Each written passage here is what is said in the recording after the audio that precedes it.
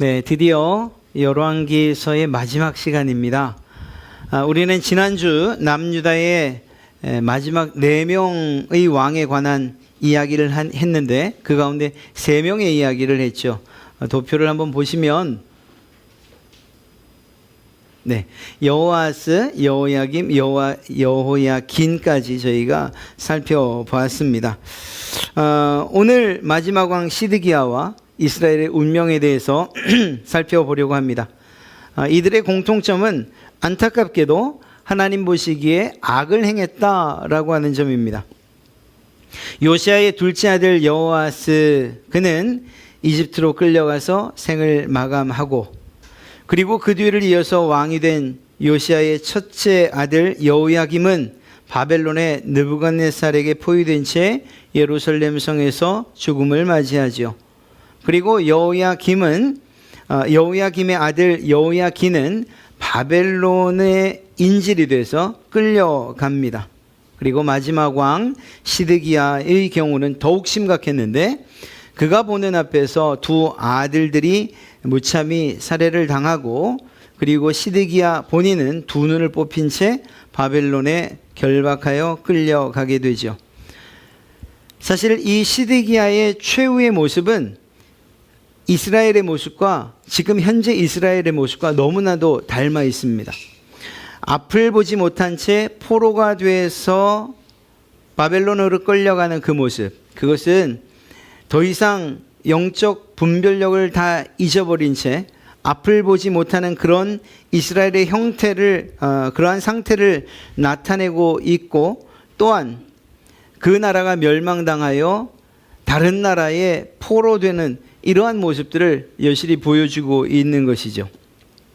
오늘 이 시드기야뿐 아니라 그 뒤에 베풀어지는 하나님의 정말 생각지 못했던 은혜, 그리고 그 긍휼, 하나님의 책임지심, 이러한 것들을 살피며 은혜의 시간 되시기를 주님의 이름으로 축복합니다. 시드기야 왕에 대해서 먼저 좀 자세히 살펴보겠습니다. 남유다 왕국의 마지막 왕이었던 이 시드기야는 여호야긴이 바벨론으로 잡혀간 이후에 바벨론 왕 느부갓네살이 왕으로 세운 바로 그 사람입니다. 이유는 단 한 가지였어요.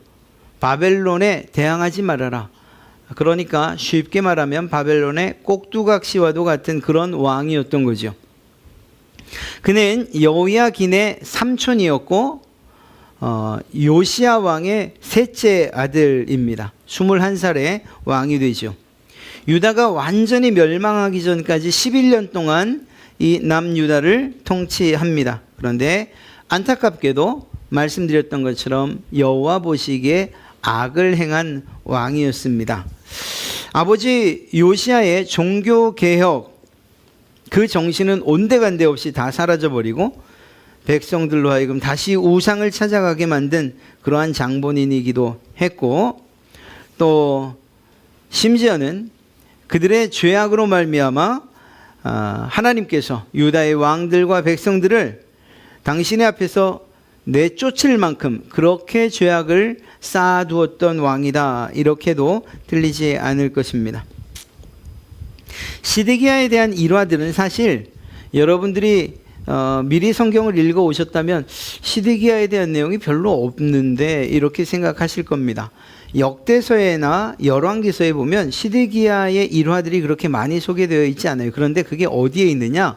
예레미야서에 가면 이 시드기야에 대한 내용이 잘 기록되어 있습니다. 왜냐하면 시드기야 때에 활동했던 사람, 시드기야와 함께 활동했던 사람이 바로 예레미야였기 때문입니다. 남유다를 점령한 이 바벨론의 요구는 의외로 간단했어요. 두 가지였습니다. 첫째, 다른 나라 말고 바벨론만을 섬겨라. 바벨론을 군주로 섬겨라. 그건 당연한 거겠죠. 두 번째는 너희가 자꾸 애굽을 향해서 눈짓하는데 애굽에게 도움을 청하고 또 협조를 구하는데 애굽인들 상종하지 말아라. 이거 두 가지였습니다. 사실 바벨론에 이렇게 공격을 받고 그리고 바벨론의 속국처럼 된 상황에서 이 어려운 일은 아니었어요. 그래, 또 하나님께서 우리를 다시 일으키실 때까지 우리가 하나님의 징계 가운데 있다 생각하고 더 이상 꼼짝달싹하지 말고 정말 자중하면서 하나님의 은혜를 구하자. 이러면 될 일이거든요. 그러니까 특별히 어려운 일들이 아니었던 것이죠. 예루살렘이 이렇게 함락되었음에도 불구하고 안타깝게도 이스라엘 백성들은 자신들의 지금 상황을 받아들이려고 하지 않았습니다. 무슨 말인가 하면 비록 예루살렘 성은 함락당했지만 그래도 우리에겐 소망이 있지 않은가. 예를 들어 바벨론을 멀리하고 애굽과 손을 잡으면 우리가 그래도 다시 한번 이 나라를 부흥시켜 볼 수 있지 않을까 하는 이런 생각들을 가졌던 거예요. 그런데 여기에 누가 그런 생각을 갖게끔 부채질을 하는가? 바로 거짓 선지자들입니다. 내가 하나님께서 말씀하시는데 라고 말하는 이런 거짓 선지자들이요. 그들의 예언은 하나님께서 주신 것이 아니었어요. 자기들의 생각에 좋은 대로 자기들의 상상에 의해서 했던 예언들입니다. 그들의 예언의 내용이 무엇이었는가 하면 이 악몽, 이 고통은 속히 끝날 것이다. 그리고 왕들이 이제 곧 돌아오게 될 것이다. 2년 만에 돌아오게 될 것이다. 이런 이야기를 합니다. 하나님께서는 예레미야뿐 아니라 다른 여러 선지자를 통해서 바벨론에서 몇 년이나 포로 생활을 한다고 예언하셨죠? 70년. 70년의 포로 생활을 하게 될 것이라고 하나님은 계속해서 선지자를 통해 이야기하셨는데 정작 이 거짓 선지자들은 자기들의 생각과 백성들이 원하는 말이 무엇일까를 생각하다가 걱정하지 말아라. 이제 하나님께서 우리를 곧 회복시키실 것이고 우리는 2년 만에 우리의 그 왕, 이 여호야긴이 다시 돌아오게 될 것이다. 이렇게 했습니다. 여기서 우리의 왕 여호야긴이라고 이야기하는 이유가 뭐냐? 여호야긴은 자신들이 세운 왕이잖아요. 그런데 시드기야는 바벨론 사람들이 세운 왕이거든요. 그러니까 이스라엘 백성들의 마음 가운데는 이 시드기야를 자신들의 왕으로 인정하고 싶지 않았던 거죠. 그래서 이런 거짓 선지자들의 선동에 의해서 백성들과 시드기야는 좀처럼 마음의 갈피를 잡지 못하고 있었던 겁니다. 그러니까 계속해서 애굽의 희망을 걸어야 하는지 아니면 바벨론에 완전히 복종을 해야 되는지 결정하지 못했던 것입니다. 물론 예레미야는 그 처음부터 끝까지 이야기를 해요. 하나님께서 그렇게 말씀하셨으니까 괜히 바벨론에 대항하지 말고 항복해라. 이게 바벨론 이 예레미야의 선포의 내용이었어요. 하나님께서 결정하신 것이니까 바벨론에 항복하고 그들을 섬겨라 이것이었습니다. 여러분 생각해 보면 참 이해가 되지 않죠. 아니 우리 힘을 합해 싸우자고 이야기해도 모자를 이런 판에 바벨론에게 복종하라고 바벨론에게 항복하라고 말하는 선지자 믿을만 하겠습니까? 이스라엘 백성들 입장에서. 그런데 그것은 하나님의 말씀이었어요. 우리도 그런 생각을 하죠. 아니 바벨론은 이스라엘을 무시하고 하나님을 무시하며 결국은 예루살렘 성을 함락시키고 포로로 끌어간 그 나라인데 그 나라에 왜 하나님은 복종하라고 하셨고 그리고 그 내용을 예레미야는 가감없이 전했던 것일까? 정말 이스라엘 사람들이 얘기하는 것처럼 매국노였던 건 아닌가? 예레미야라고 한들 바벨론에 항복하라고 하고 싶겠습니까? 거짓 선지자들처럼 우리 나가 싸우자 곧 우리가 회복될 것이다 이렇게 말하고 싶었겠죠. 그러나 예레미야가 그렇게 선포할 수밖에 없었던 이유가 딱 한 가지 있었어요. 그것은 하나님께서 말씀하신 것이기 때문이에요. 그러니까 바벨론에 복종하고 또 바벨론에 항복하라는 이것은 친바벨론 정책을 펼치라는 그런 정책적인 이유가 아니었어요. 분명하고 단순하게 하나님께서 결정하셨으니까 하나님의 뜻에 복종하라는 것이었어요. 뭐 바벨론이 더 좋아서 바벨론에서 어떤 이득을 얻어서 예레미야가 이런 이야기를 한 것이 아니에요. 오히려 바벨론에 항복하라는 이야기 때문에 뺨을 맞기도 하고 진흙 구덩이에 던져지기도 하고 옥생활을 하기도 하지 않습니까? 매국노처럼 그렇게 취급당해서 말이에요. 그럼에도 불구하고 그의 선포는 동일했어요. 변함이 없었어요. 하나님의 뜻이 그러니 바벨론에 항복해라.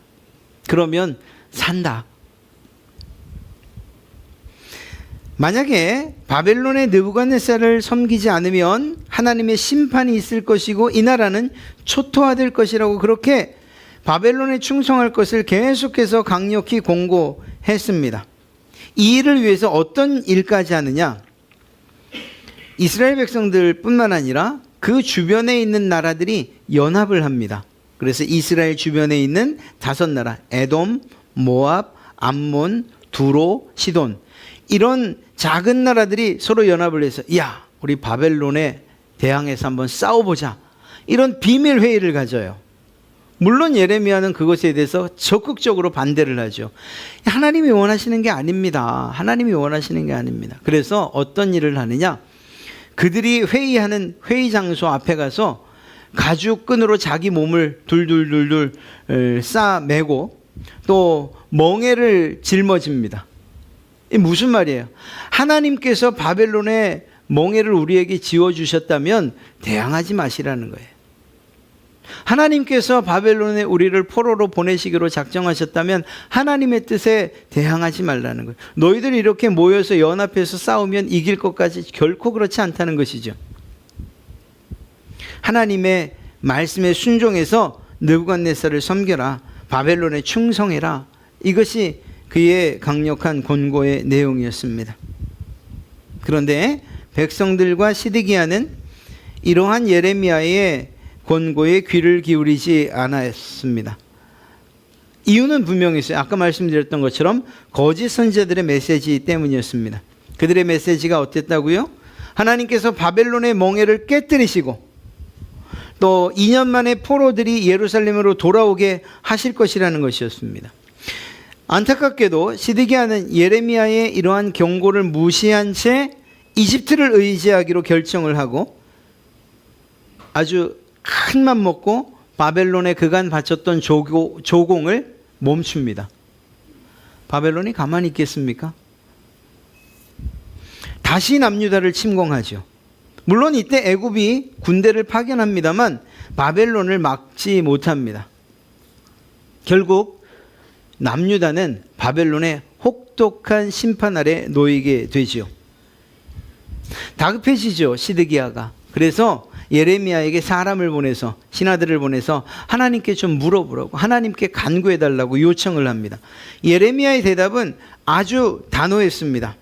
예레미야 37장 7절과 8절의 말씀을 보면 너희를 도우려고 나왔던 바로의 군대는 자기 땅 애굽으로 돌아가겠고, 실제로 돌아갑니다. 갈대아인이 다시 와서, 여기서 갈대아인은 바로 바벨론 사람들을 말하죠. 바벨론 사람들이 다시 와서 이 성을 쳐서 빼앗아 불사르리라.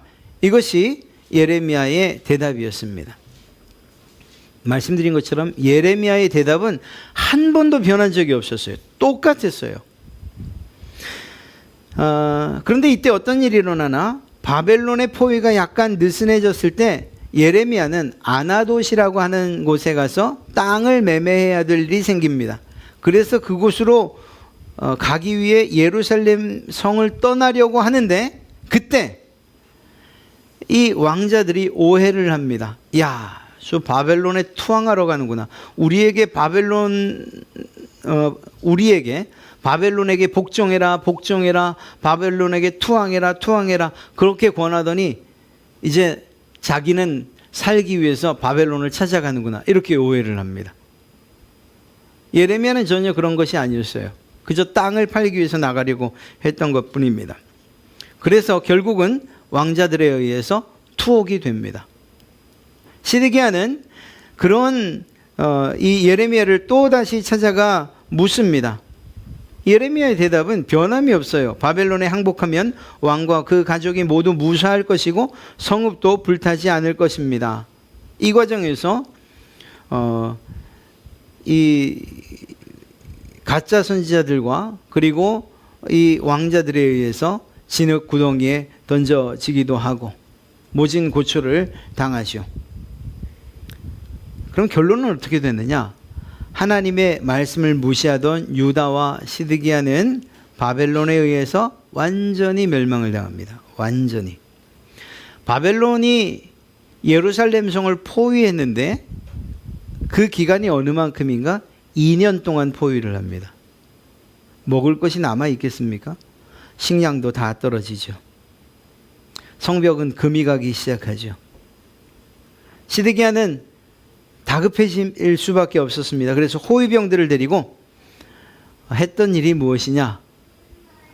참 왕의 모냥 빠지는 일을 합니다.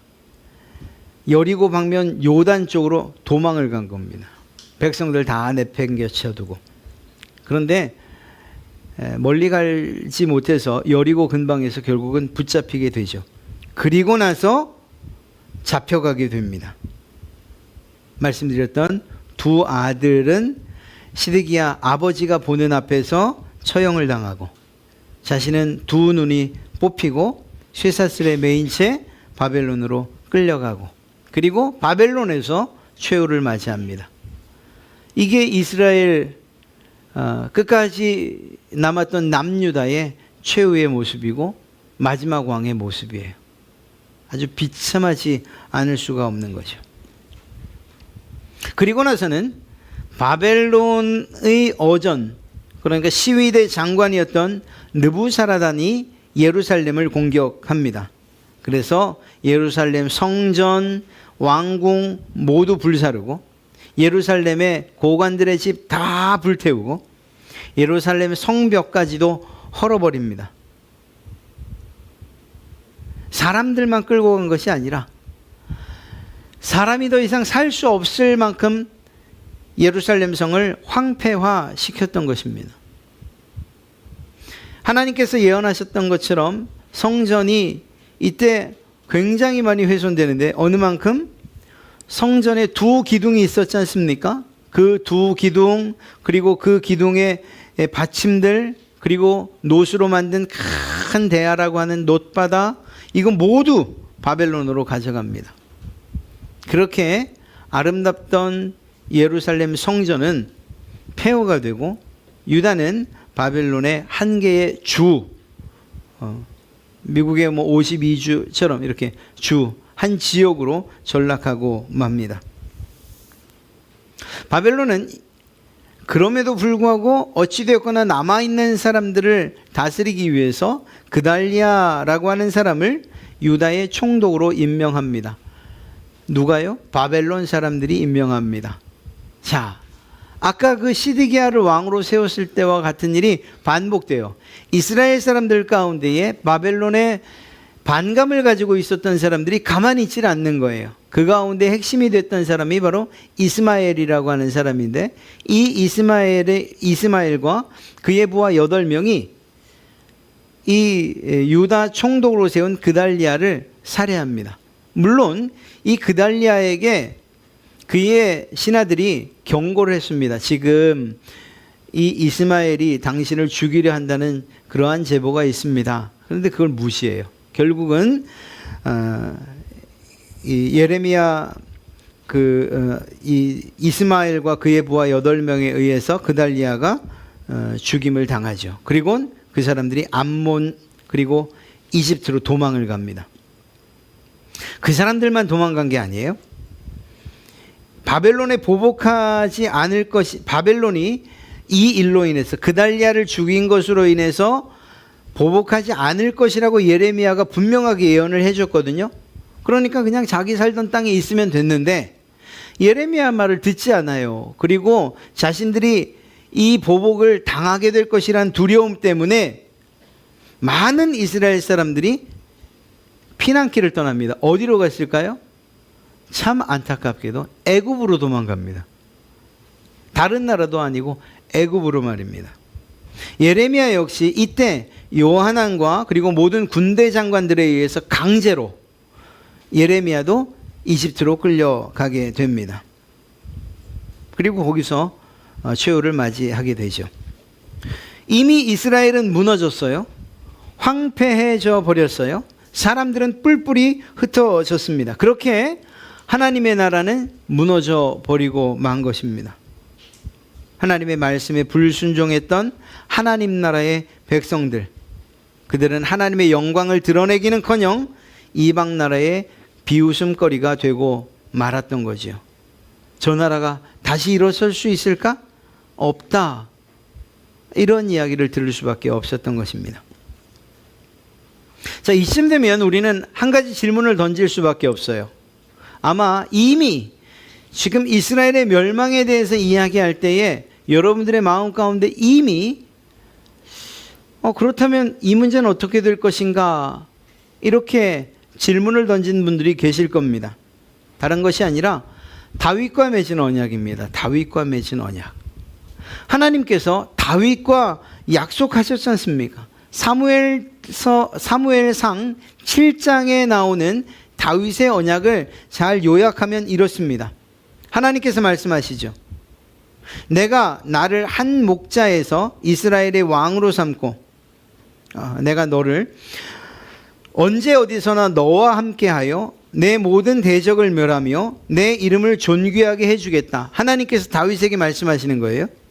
사사시대와는 전혀 다른 평안을 주겠다. 그리고 내가 나를 위해서가 아니라 내가 다윗 너를 위해서 집을 이루어 주겠다. 내가 죽을 때에 내 몸에서 낳은 자식을 세워서 그 나라를 견고히 하겠다. 그 아들이 내 이름을 위해서 성전을 건축할 것이고 나는 그 나라 위를, 그 나라를 영원토록 견고하겠다. 뭐라고요? 영원토록 견고히 하겠다. 이 영원토록이란 말만 없었으면 우리가 그렇게 질문하진 않았어요. 그런데 하나님께서 다윗에게 영원토록 너의 나라가 세워져 있을 것이다 라고 말씀하셨다니까요. 그리고 무엇이라고 하십니까? 그 아들이 내 이름을 위해서 나는 그의 아비가 되고 그는 내 아들이 될 것이라. 그리고 하신 말씀이 뭔가 하면 너의 후손이 죄를 짓는다고 해도 그것 때문에 내 자손의 왕위 그리고 그 나라를 빼앗지는 않을 것이다. 내 집과 내 나라가 내 앞에서 영원하게 될 것이다. 여러분 보십시오. 하나님께서 다윗에게 약속하실 때에 너의 후손들이, 내 자손들이 혹시 죄를 지어도 그것 때문에 너의 왕권과 그리고 내 나라를 내가 뺏지 않을 것이다. 오히려 영원하게 영원토록 내 앞에 너의 나라와 너의 왕권을 세울 것이다. 이렇게 약속하셨다니까요. 여러분, 이런 질문 생기지 않아요? 아니 근데 왜 지금 이렇게 남유다는 박살이 나고 더 이상 왕권이 지속되지 않을 것 같은 상황이 돼버리고 말았지. 그렇다면 하나님의 약속은 어떻게 될 것인가?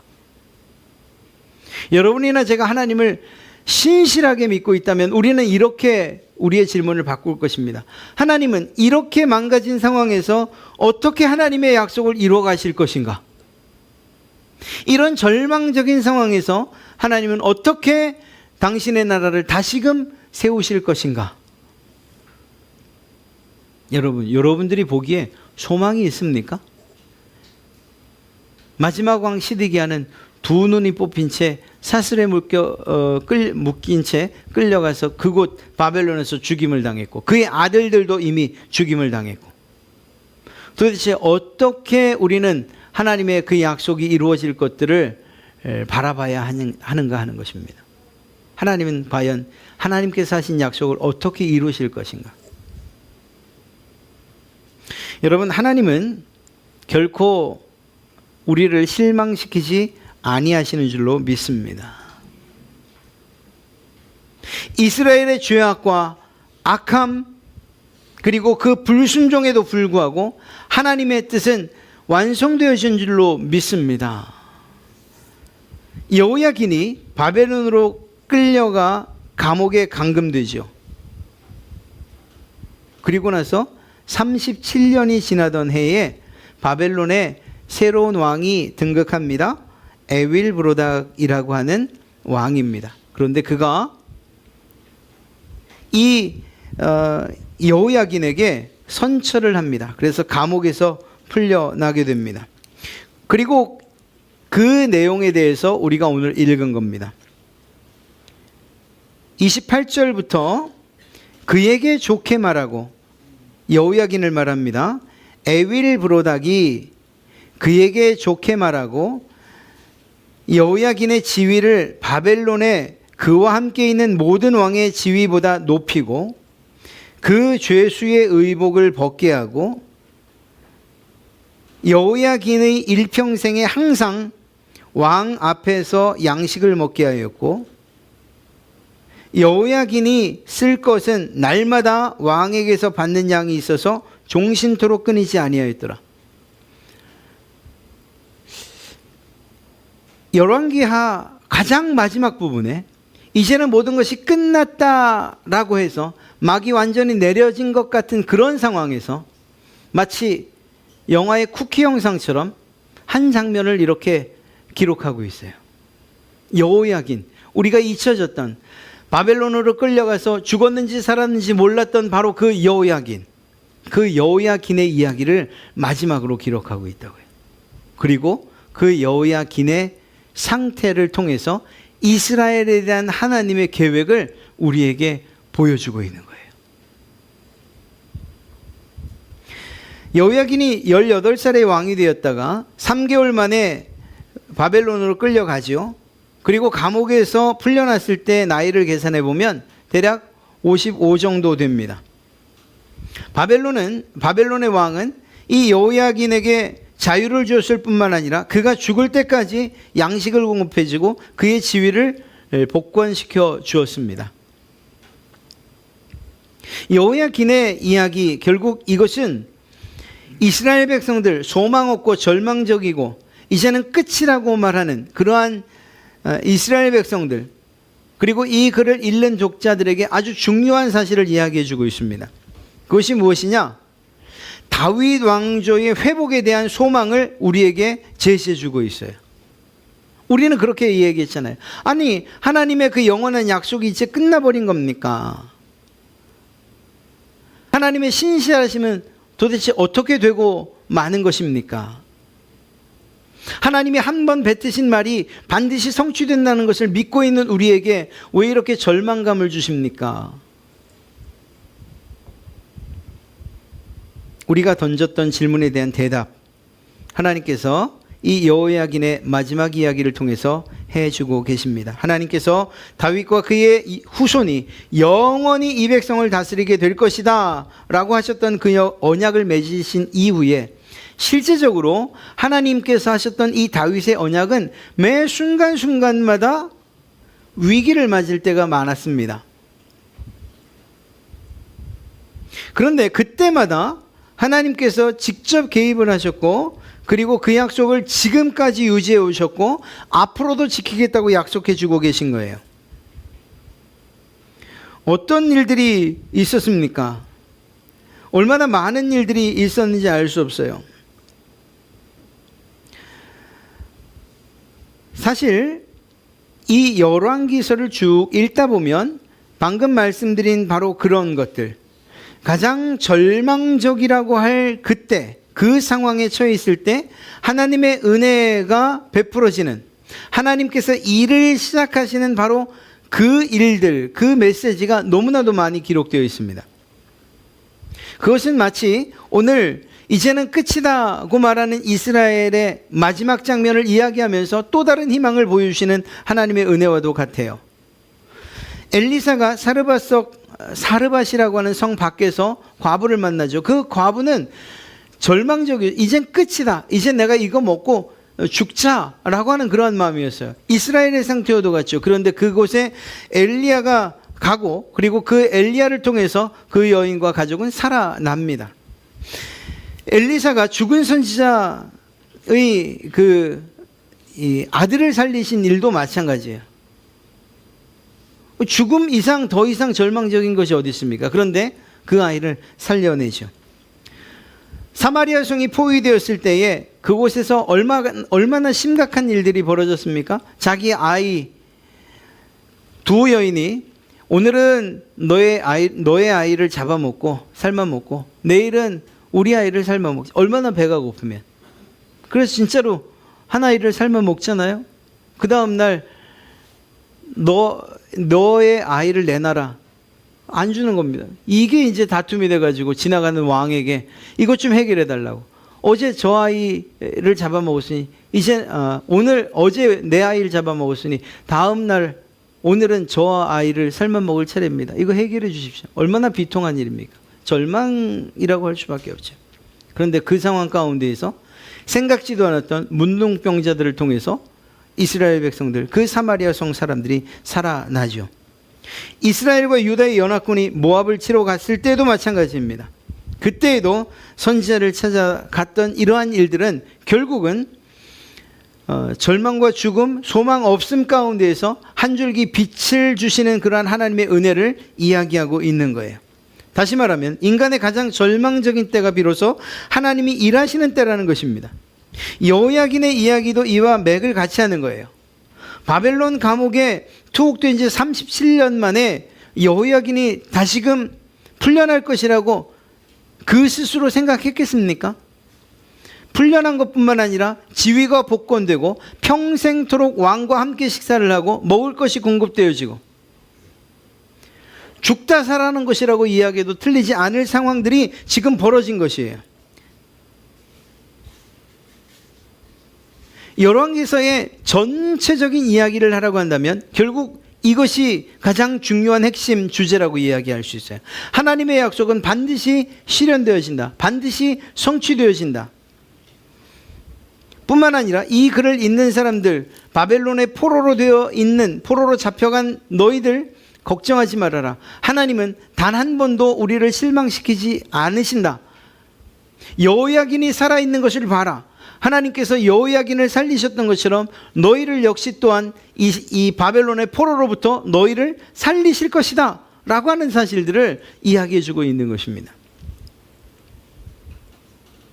유다의 최후를 지켜보며 에스겔이나 예레미야가 선포한 메시지대로 하나님께서 계획하신 일들이 착착 이루어져가 비록 지금 바벨론에 끌려오기는 했지만 또한 그 선지자들이 예언했던 것처럼 회복의 메시지가 이루어질 날도 있다라는 사실들을 믿으라는 것이죠. 이스라엘 백성들의 이야기만 하니까 잘 연결되지 않으십니까? 우리의 삶과? 아닙니다. 이 소망의 말씀은 오늘날 우리들에게도 적용되는 줄로 믿습니다. 하나님을 신실히 믿는 여러분, 하나님은 약속을 반드시 지키시는 분이십니다. 우리에게 신실함을, 그리고 그 신실함의 조건을, 우리를 구원하실 조건을 찾지 아니하신다니까요. 여호야긴을 한번 생각해 보세요. 여호야긴의 이야기, 그의 삶은 정말 형편없었어요. 여호와 보시기에 악을 행한 것 그 이상도 없었어요. 하나님에게 불순종해서 바벨론에 끌려갔을 뿐이에요. 끌려간 그가 그 37년 동안 옥에 있다가 풀려난 것, 그것은 여호야긴이 무엇인가를 잘해서 바벨론 왕에게 뭔가 이렇게 아부를 잘하고 또 충성 맹세를 했기 때문에 그런 것이 아니었어요. 여호야긴은 그저 여전히 변함없이 하나님에 대한 악함을 가지고 있었고, 그리고 여전히 죄인이었고 여전히 투옥된 상황이었어요. 여호야긴의 상태에 대해서 이렇다 저렇다를 성경은 이야기하고 있지 않아요. 그렇다고 하면 그는 그냥 그 모습 그대로일 수 있어요.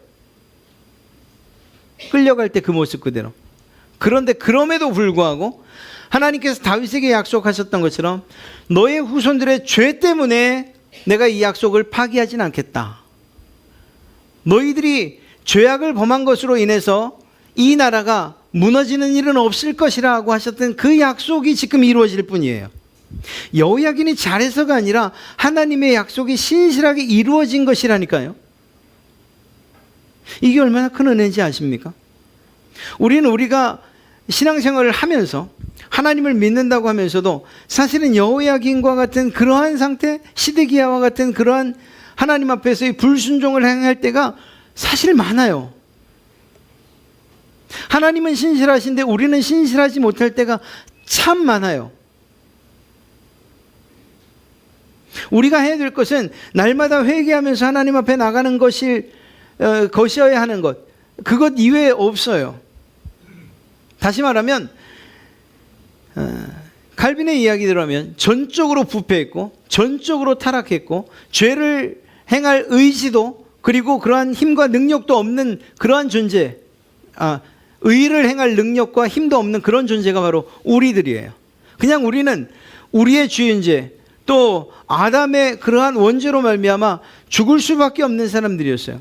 마치 이 여호야긴처럼 말입니다. 그냥 감옥에서 그냥 생을 마쳐야 되는. 그런데 그에게 다윗의 언약이 있었던 것처럼 우리에게는 예수 그리스도께서 해주신 언약이 있잖아요. 약속이 있잖아요. 주 예수를 믿으라 그리하면 내가 너와 내 집이 구원을 얻으리라 고 하신 약속이 있잖아요. 예수님을 믿는 것으로 우리에게 영원한 천국을 약속해 주셨잖아요. 하나님께서 해주신, 주님께서 해주신 여러분과의 그 약속은 우리의 태도나 우리의 상황이나 우리가 때론 죄악을 저지르거나 혹은 실수하는 것이나 이것과 상관없이 하나님의 신실하심은 여러분에게 베풀어진다니까요. 만약에 우리가 무엇인가를 해서 구원받는 것이라고 하면 우리가 얼마나 기고만장해질지 아십니까? 하나님께서 이루신 은혜가 99.9%이고 우리가 행한 일이라고 0.1% 그거 얼마 안 되는데 그것 가지고서 하나님의 은혜를 망각한 채 내가 내 힘으로 구원받는다고 자랑할 사람들이라니까요. 여러분들은 아니어도 저는 그럴 것 같아요. 그래서 우리에게서의 구원의 조건은 하나님께서 완전히 배제하시는 거예요. 전적인 하나님의 은혜와 그분의 역사로 우리가 구원받은 줄로 믿습니다. 그분의 신실하심으로 우리가 구원받은 줄로 믿습니다. 그래서 절망할 이유가 없는 거예요. 포기할 이유가 없는 거예요. 하나님께서 포기하지 않으셨는데 왜 우리가 포기합니까? 우리가 말씀드린 것처럼 실수할 수 있고 하나님 앞에 불순종할 수도 있고 죄를 지을 수도 있어요. 그러나 그것 때문에 하나님의 신실하심이 파기되지는 않는다니까요. 그렇다고 해서 이것이 여러분들이 방종하는 삶의 그러한 근거나 그러한 핑계가 되어서는 안 되죠. 오히려 우리는 그러한 하나님의 신실하심을 알고 있다면 우리의 모든 것들을 정말 하나님 앞에 내어놓고 용서를 구하고 회개하는 마음으로 하나님께 더욱더 큰 충성을 다짐해야 되는 것이죠. 오늘 이 말씀을 마음에 잘 새기시기 바랍니다. 열왕기에서 다 잊어버리셔도 돼요. 오늘 읽은 말씀 27절부터 30절 말씀 여호야긴이 다시금 회복되어지는 것, 그것은 이스라엘의 회복을 이야기하는 것이고 결국은 그 왕조를 통해서 태어난 예수 그리스도를 통해 여러분들의 회복과 관계되어 있는 아주 중요한 말씀이기 때문입니다. 사랑하는 성도 여러분,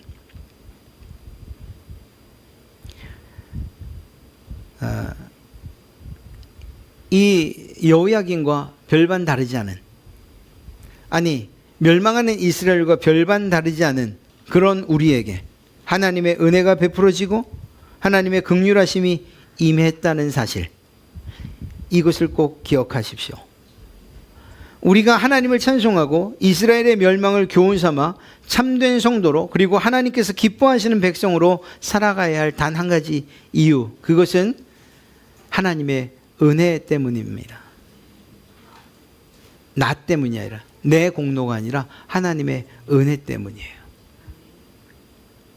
사랑하는 성도 여러분, 오늘 말씀 마음에 잘 새기셔서 하나님께서 얼마나 신실하신지, 여러분들을 위해서 얼마나 놀라운 일들을 하셨는지 늘 기억하시기를 주님의 이름으로 축복합니다.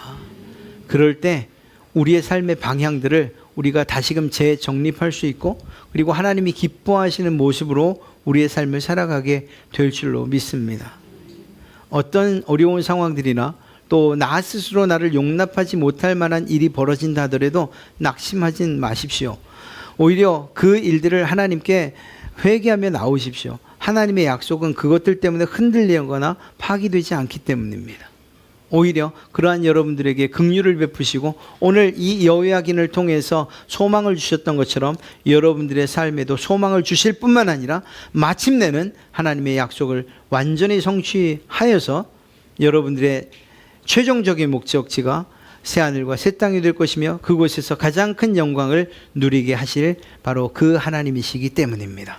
이러한 하나님을 신뢰하시고 또 그분께 여러분들의 충성을 바칠 뿐만 아니라 그분이 보이셨던 사랑에 정말 비교할 수 없는 부분이지만 그 하나님을 사랑한다고 고백하고 또 여러분들의 삶을 살아가시는 그러한 성도들 되시길 주님의 이름으로 축복합니다.